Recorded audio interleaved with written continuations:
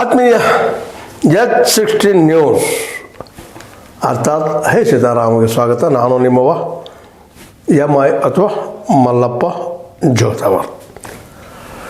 ಮತ್ತೊಬ್ಬ ರೈತ ಶಂಭು ಗಡಿಯಲ್ಲಿ ಅಂದರೆ ಹರಿಯಾಣ ಮತ್ತು ಪಂಜಾಬ್ ಗಡಿಯಲ್ಲಿ ಆತ್ಮಹತ್ಯೆ ಮಾಡ್ಕೊಂಡಿದ್ದಾರೆ, ವಿಷ ಸೇವಿಸಿದ್ದಾರೆ. ಯಾಕಂದರೆ ನಿಮಗೆ ಈಗಾಗಲೇ ಗೊತ್ತದ, ಹೇಳುವಂಥದ್ದು ಏನಿಲ್ಲ. ಏನಂತಂದರೆ ರೇಷಮ್ ಸಿಂಗ್ ಅನ್ನುವಂಥ ರೈತರು ಆತ್ಮಹತ್ಯೆ ಮಾಡ್ಕೊಳ್ಳೋ ಕಾರಣ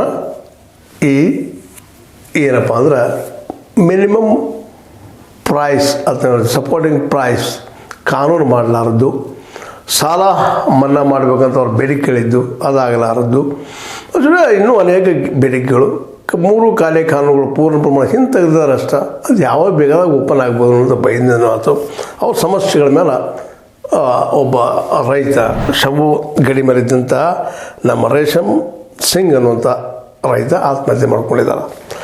ಈ ಆತ್ಮಹತ್ಯೆ ಈಗಾಗಲೇ ಸಾವಿರಾರಲ್ಲ ಲಕ್ಷಗಳಲ್ಲಿ ಆಗಿದೆ ಕಳೆದ 10 ವರ್ಷಗಳಲ್ಲಿ.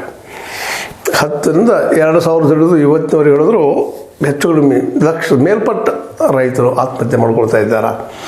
ವಿದರ್ಭದಲ್ಲಿರ್ಬೋದು, ಮಹಾರಾಷ್ಟ್ರದ್ದು, ಹರಿಯಾಣ, ಪಂಜಾಬ್, ಇನ್ನುಳಿದ ಕಡೆ ಇರ್ಬೋದು, ಬಿಹಾರದಲ್ಲಿರ್ಬೋದು, ಕರ್ನಾಟಕದಲ್ಲಿರ್ಬೋದು ಆತ್ಮಹತ್ಯೆಗಳ ಪ್ರಮಾಣ ಮಾತ್ರ ಕಡಿಮೆ ಆಗ್ತಾಯಿಲ್ಲ. ಯಾಕಂದ್ರೆ ಈ ವ್ಯವಸ್ಥೆಯಲ್ಲಿ ಅವ್ರು ಬದುಕೋದು ಕಷ್ಟ ಆಗಿಬಿಟ್ಟದಪ್ಪ ಅಂತೇಳಿ. ಈಗಾಗಲೇ ಒಂದು ಇತ್ತೀಚೆಗೆ ನೀವು ನೋಡಿದ್ರಿ, ನಾಗನೂರು ಅನ್ನುವಂಥ ಈ ಬೆಳಗಾವಿ ಜಿಲ್ಲೆಯ ಮುಳಲಗಿ ತಾಲೂಕಿನ ನಾಗನೂರಲ್ಲಿ ಒಬ್ಬ ರೈತನ ಸಾಲಕ್ಕಾಗಿ ಹೊರಗೆ ಹಾಕಿದ್ದು, ಕೈಲಿ ಹಾಕಿದ್ದು, ಮಾಡಿದ್ದು ನೋಡಿದಿರಿ. ಅದೇನಾಯಿತು ಘಟನೆ ಅಂತೇಳಿ. ಇಂಥ ಅನೇಕ ಘಟನೆಗಳು ರೈತಗೆ 1, 2 ಹೇಳೋದ್ರಲ್ಲ. ಯಾಕೆಂದರೆ ಅವು ಮಾರ್ಕೆಟೇ ಇಲ್ಲ ಮೊದಲನೇದಾಗೆ, ಮತ್ತು ಸಾಲ ಅಂತೂ ತಪ್ಪೋದು ಇಲ್ಲ. ಭೂಮಿ ಎಷ್ಟಿರ್ತದೆ ಅದಕ್ಕೆ ಹೆಚ್ಚಿಗೆ ಸಾಲ, ಮತ್ತು ಕಬ್ಬಿನಿಂದ ಸಾಲ ಹೆಚ್ಚಿರ್ತದೆ, ಕಬ್ಬು ಹಾಕೋದು ರೇಟ್ ಬರುವಂಗಿಲ್ಲ. ವರ್ಷಗಂಟೆ ಬೆಳೆಸ್ಕೊಂಡು ಹೋಗುವಂಥದ್ದು, ಇನ್ನೊಂದು ಬೆಳೀಲಿಕ್ಕಾಗದೆ ಹೋಗುವಂಥದ್ದು. ಜೊತೆಗೆ ಕಬ್ಬು ಒಂದು ಹಾಕಿದ್ರೆ ವರ್ಷದಾಗ ನಾವು ಆರಾಮಿರ್ತೀವಿ ಅಂತ ಒಂದು ಭ್ರಮೆ. ಎಲ್ಲ ಕಾರಣಗಳಿಂದಾಗಿ 1, 2 ಕಾರಣಗಳು ಹೇಳೋದ್ರಲ್ಲೇ.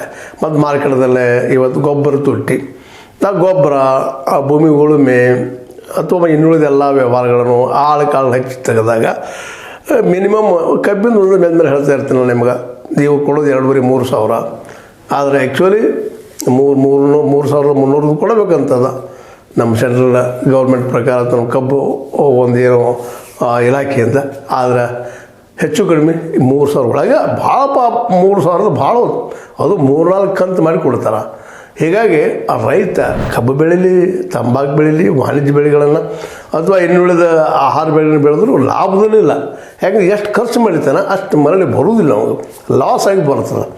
ಹೀಗಾಗಿ ರೈತರ ಬದುಕು ನಿರಂತರ ಬಡತನದಲ್ಲಿರುವಂಥದ್ದು ಇದು ಅಷ್ಟು ಸತ್ಯದ. ಇತ್ತೀಚಿನ ಸರ್ವೆ ಪ್ರಕಾರ ರೈತಗೆ ದಿನ 27, ಬಿಹಾರ ಆಗಿದೆ, ಇನ್ನುಳಿದಾಗಿದೆ, ಎಲ್ಲ ಕಡೆ ದಿನ 27 ರೂಪಾಯಿ ಪಗಾರ ಬೀಳ್ತದೆ ಅಂತೇಳಿ ಒಂದು ರಿಪೋರ್ಟ್ ಅದ. ಬರೀ 27 ರೂಪಾಯಿ.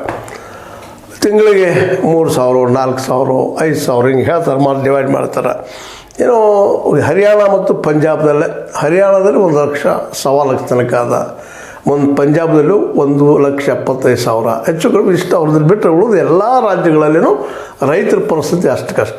ಬಿಹಾರದಲ್ಲಂತೂ ಏನು ಕೇಳೋ ಹಾಕಿಲ್ಲ, ಬಿಹಾರ ಮತ್ತು ಉತ್ತರ ಪ್ರದೇಶ.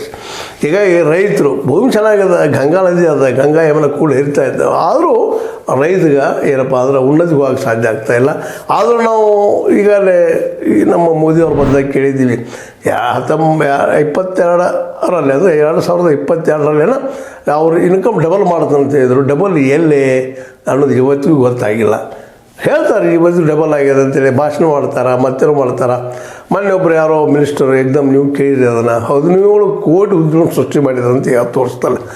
ಎಲ್ಲಿದಾವೆ ಇವತ್ತು ಕಾಣಲಿಲ್ಲ 10-17 ಕೋಟಿ ಉದ್ಯೋಗಗಳು. ಹೀಗಾಗಿ ಮಾತಿನಲ್ಲೆಲ್ಲ ಸುಳ್ಳು ಡಾಕ್ಯುಮೆಂಟ್ಗಳನ್ನು ಕೊಡೋದ್ರಿಂದ, ಸ್ಟೇಟ್ಮೆಂಟ್ ಕೊಡೋದ್ರಿಂದ, ಡಾಟಾಗಳನ್ನು ಕೊಡೋದ್ರಿಂದ ಸತ್ಯ ಮುಚ್ಚಿ ಹೋಗೋದಿಲ್ಲ. ಯಾಕಂದ್ರೆ ಕಳೆದ ವರ್ಷ ನಿಮಗೂ ಗೊತ್ತದ, ರೈತರು ಬಾರ್ಡ್ರ್ ಮೇಲೆ 750ಕ್ಕೂ ಅಧಿಕ ಜನ ರೈತರು ಆತ್ಮಹತ್ಯೆ ಮಾಡಿಕೊಂಡ್ರು ಅಂತೇಳಿ ಅಥವಾ ತಿರ್ಕೊಂಡು ಹೋದರು ಅಂತೇಳಿ. ಕಾರಣ ಅಂದರೆ ಅವರ ಬೇಡಿಕೆಗಳು ಈಡೇರಿಸ್ತಾ ಹೋಗಿದ್ದು. ಅವ್ರು ಏನೂ ಕೇಳ್ತಾ ಇಲ್ಲರಿ, ಮಿನಿಮಮ್ ಪ್ರೈಸ್ ರೇಟ್ ಏನದಲ್ಲ ಅದು ನೀವು ಕಾನೂನು ಮಾಡಿ ನಮಗೆ ಸಿಗೋಂಗೆ ಮಾಡಿರಿ ಅಂತಷ್ಟೇ ಕೇಳ್ತಾ ಇದ್ದಾರೆ. ಅದು ಇವತ್ತಿನವರೆಗೂ ಯಾವ ಸರ್ಕಾರವೂ ಮಾಡ್ತಾಯಿಲ್ಲ. ಇವತ್ತು BJP ಇರ್ಬೋದು, ಹಿಂದಿನ ಕಾಂಗ್ರೆಸ್ ಇರ್ಬೋದು, ಯಾರೋ ಆದರೂ ಅದ್ರ ಬಗ್ಗೆ ಮಾತೇ ಎತ್ತುವುದಿಲ್ಲ. ನಾವು ಹೆಚ್ಚು ಮಾಡಿದ್ವಲ್ರಿ MSP ಅಂತಾರೆ. ಆದರೆ ಆ ಲೆಕ್ಕದಲ್ಲೇ ಕೊಡಬೇಕಲ್ರಿ, ಇಲ್ಲೇ ಕೊಳ್ಳುಗರು ಅಂದ್ರೆ ಓಪನ್ ಮಾರ್ಕೆಟ್ದಾಗ ಅಲ್ಲಿ ಕೊಳ್ಳೋದಿಲ್ಲ ಅವರು, ಕಡಿಮೆ ರೇಟಿಗೆ ಕೊಳ್ತಾರೆ. ಹೀಗಾಗಿ ಲಾಸ್ನಲ್ಲಿದ್ದಾರೆ ರೈತ. ಆ ಒಂದು ಬಡತನಕ್ಕಾಗಿ, ಆ ಸಂಕಟಕ್ಕಾಗಿ, ಸಾಲಕ್ಕಾಗಿ ಆತ್ಮಹತ್ಯೆ ಮಾಡ್ಕೊಂಡು ಸಾಮಾನ್ಯ ಆಗಿಬಿಟ್ಟದೆ ಇವತ್ತು.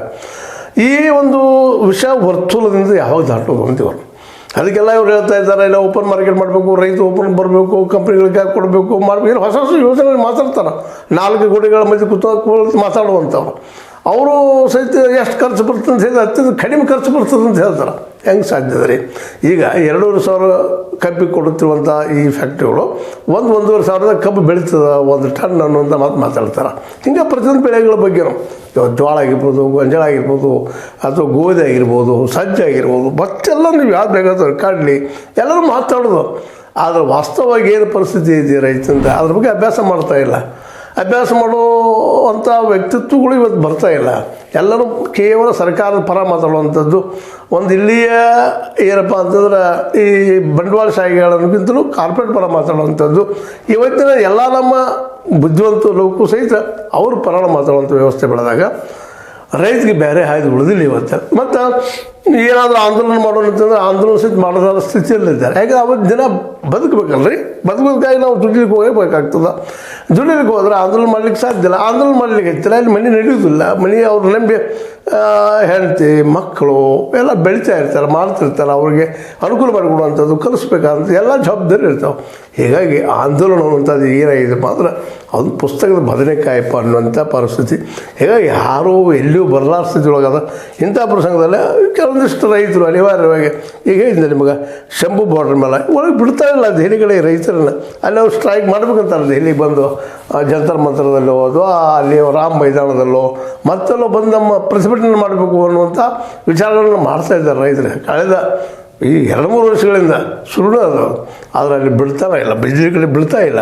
ಯಾಕಪ್ಪ ಅಂತಂದರೆ ಮತ್ತೆ ಹೆಚ್ಚಿಗೇನೋ ಆಗ್ತದೆ, ದುಮ್ಮಡಿ ಆಗ್ತದೆ ಅನ್ನೋಂಥದ್ದು, ಮತ್ತೇನೋ ಒಂದು ಗೊಂದಲ ಆಗ್ತನೋ ಕಾರಣಕ್ಕಾಗಿ ಯಾವುದೋ ಕಾರಣಕ್ಕೆ ಬಿಡ್ತಾ ಇಲ್ಲ, ಅದನ್ನು ಬೆಳೆಗೊಡ್ತಾ ಇಲ್ಲ. ಆದರೂ ರೈತರು ಅದನ್ನು ನಿಲ್ಲಿಸ್ತಾ ಇಲ್ಲ, ನಿರಂತರ ಹೋರಾಟ ಮಾಡ್ತಾ ಇದ್ದಾರೆ. ನಮಗೆ ಬೆಳೆದ ಬೆಳೆಗೆ ಬೆಲೆ ಕೊಡ್ರಿ ಅಂತ ಕೇಳ್ತಾ ಇದ್ದಾರೆ. 23 ಬೆಳೆಗಳೇನು ಬರ್ತಾವೆ, 23 ಬೆಳೆಗಳಿಗೆ ನೀವು ಕಾನೂನು ಮಾಡಿರಿ ಮತ್ತು MSP ಕಾನೂನು ಪ್ರಕಾರ ನಮ್ಗೆ ಕೊಡ್ರಿ. ಕೊಡದೇ ಇದ್ದವರ ಒಬ್ಬ ವ್ಯಾಪಾರಿಗೆ ನೀವು ಅವರಿಗೆ ಶಿಕ್ಷಿಸುವಂಥದ್ದು ಮಾಡಿರಿ ಅನ್ನುವಂಥ ಒಂದಿಷ್ಟು ಬೇಡಿಕೆಗಳನ್ನ ನಮ್ಮ ಶಂಭು ಬಾರ್ಡರ್ ಮೇಲೆ ಕುಳಿತಂತಹ ರೈತರು ಅಥವಾ ದೆಹಲಿ ಸುತ್ತಮುತ್ತಲು ಕುಳಿತಂತಹ ರೈತರು ಬೇಡಿಕೆ ಇಡ್ತಾ ಇದ್ದಾರೆ. ಮತ್ತು ಅವ್ರಿಗೆ ಎಷ್ಟು ಸಾಧ್ಯತೆ, ಯಾಕಂದರೆ ಅವ್ರಿಗೆ ಒಂದು ಸ್ವಲ್ಪ ಇನ್ಕಮ್ ಅದ. ಹರಿಯಾಣ ಮತ್ತು ಪಂಜಾಬದ ರೈತರಿಗೆ, ಉಳಿದವ್ರು ಮತ್ತು ಇನ್ನೂ ದಿಲ್ಲಿನ ಸಮೀಪ ಆಗ್ತದೆ. ಅದು ದಕ್ಷಿಣ ಭಾರತದವ್ರಿಗೆ ಅಥವಾ ಬಿಹಾರ ದೂರ ಆಗ್ತದೆ, ಇಲ್ಲಂತಲ್ಲ, ಸಮೀಪ ಇಲ್ಲ ಅದು ದೆಹಲಿಯಿಂದ. ಅದು ಬಿಹಾರ ಆಗಿರ್ಬೋದು, ಉತ್ತರ ಪ್ರದೇಶ ಆಗಿರ್ಬೋದು, ಉತ್ತರ ಪ್ರದೇಶ ಸಮೀಪ ಆಗ್ತದೆ. ಆದರೂ ಸಹಿತ ಈ ಒಂದು ರೈತರು ಅಲ್ಲಿಗೆ ಬಂದು ಸ್ಟ್ರೈಕ್ ಮಾಡುವಂಥ, ಹೋರಾಟ ಮಾಡುವಂಥ ಸ್ಥಿತಿಯೊಳಗೆ ಅವರಿಲ್ಲ. ಅವ್ರು ಬದುಕು ನಡೆಯೋದು ಕಷ್ಟ ಆಗಿದೆ. ಉತ್ತರ ಪ್ರದೇಶದಲ್ಲೂ ಲಾಸ್ ಅದ, ಮಹಾರಾಷ್ಟ್ರದಲ್ಲೂ ಹತ್ತಿ ಬೆಳೆದಂಥ ಅನೇಕ ರೈತರು ವಿದರ್ಭ ಏರಿಯಾದಲ್ಲಿ ಆತ್ಮಹತ್ಯೆ ಮಾಡ್ಕೊಳ್ಳೋದನ್ನು ನಾವು ನೋಡ್ತಾ ಇದ್ದೀವಿ. ಯಾಕಂದರೆ ಅವ್ರಿಗೆ ಮಾರ್ಕೆಟ್ ಇಲ್ಲ, ಆ ಪ್ರಮಾಣದ ದುಡ್ಡು ಬರ್ತಾಯಿಲ್ಲ. ಈ ನಿಟ್ಟಿನಲ್ಲಿ ಮತ್ತೊಂದು ಆತ್ಮಹತ್ಯೆ ಆಗ್ಯದ. ಇದು ನಿಮಗೆ ತಿಳಿಸ್ಬೇಕಾಗಿದ್ದು ನಮ್ಮ ಕರ್ತವ್ಯ ಆದೇಶ ಎಲ್ಲ. ಇದಕ್ಕೆಲ್ಲ ಕಾರಣ ಏನಪ್ಪ ಅಂದರೆ ಅವ್ರಿಗೆ ಮಾರ್ಕೆಟ್ ಕೊಡಲಾರ್ದು ಮತ್ತು ಮಾರ್ಕೆಟ್ದಲ್ಲಿ MSP ಅದು ಕಾನೂನು ಮಾಡದೆ ಹೋದಿದ್ದು. ಇದರಿಂದಾಗಿ ರೈತ ಇವತ್ತು ಆತ್ಮಹತ್ಯೆ ಮಾಡ್ಕೊಳ್ತಾ ಇದ್ದಾನೆ. ಆ ದಿಶೆಯಲ್ಲಿ ನಮ್ಮ ಮೋದಿಯವ್ರ ಸರ್ಕಾರ ಆಗಿರ್ಬೋದು, ಕರ್ನಾಟಕದಲ್ಲಂತೂ ನಮ್ಮ ಸಿದ್ದರಾಮಯ್ಯ ಸರ್ಕಾರ ಆಗಿರ್ಬೋದು, ಈ ದಿಶೆಯಲ್ಲಿ ಯಾವುದೇ ಕಾಂಗ್ರೆಸ್ ಆಗಲಿ BJP ಸರ್ಕಾರಗಳು ಮೊದಲು MSPಯನ್ನು ಕಾನೂನು ಮಾಡಲಿ ಅನ್ನೋದು ಈ ಮೂಲಕ ನಮ್ಮದು ಒತ್ತಡ ಅಥವಾ ಹೇಳಿಕೆ. ಇದು ನಿಮಗೆ ಲೈಕ್ ಆಗಿರ್ಬೋದು, ಲೈಕ್ ಆಗದೇ ಇರ್ಬೋದು. ಯಾಕಂದರೆ ರೈತ ಉಳಿಬೇಕಾಗ್ಯದ.